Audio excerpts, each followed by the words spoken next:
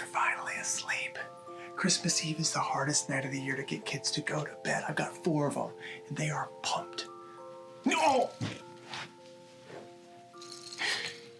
Lego.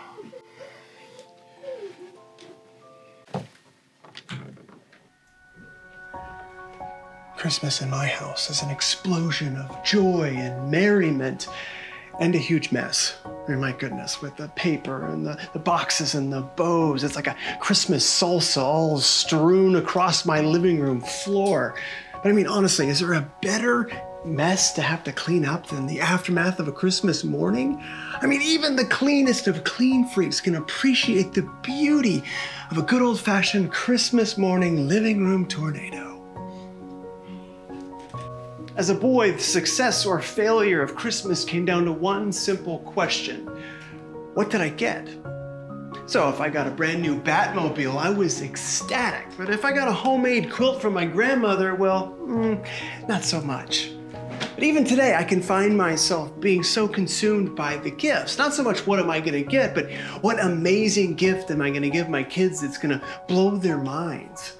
But when I read about the Christmas story in the scriptures, like gold, frankincense, and myrrh, they're there, but they are not the main characters.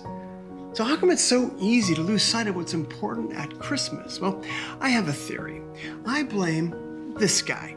That's right, Santa Claus. Think about it. He's distant and mysterious, and one night out of the year, he shows up out of the blue and gives you a bunch of stuff. I mean, the emphasis is all on the things. Like, there's no relationship here. You can't be friends with Santa Claus.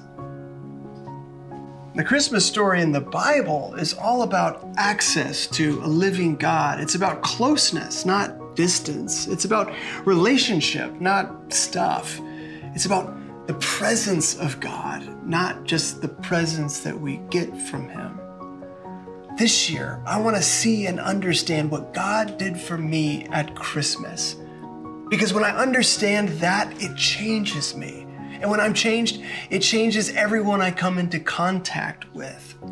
This year, I pray that we would see the miracle of Christmas like we've never seen it before. Merry Christmas.